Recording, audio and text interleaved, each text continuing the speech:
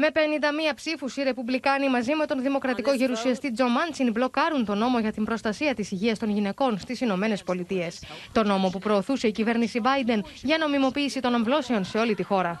3/5 of the senators duly chosen and sworn not having voted in the affirmative. The motion is not agreed to. Elect more MAGA Republicans.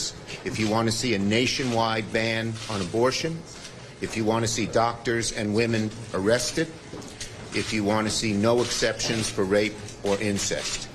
Η πρόταση των Δημοκρατικών ήρθε ως προσπάθεια αποτροπής της επικείμενης γνώμης του Ανώτατου Δικαστηρίου, που ενδέχεται να στραφεί κατά του δικαιώματος των αμβλώσεων στις περισσότερες πολιτείες της χώρας. This particular measure the Democrats have today is particularly radical, and I'll call on others to comment on the radical nature of it.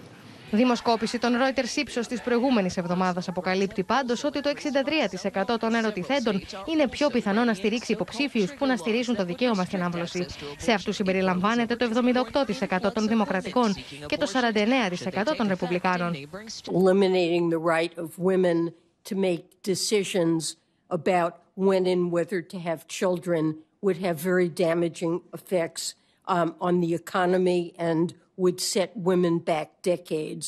Αν η εν λόγω γνώμη του Ανώτατου Δικαστηρίου τελικά εκδοθεί και με το νομοσχέδιο των Δημοκρατικών να μπλοκάρεται, είναι πιθανό να απαγορευτούν οι αμβλώσεις σε τουλάχιστον 26 Αμερικανικές Πολιτείες.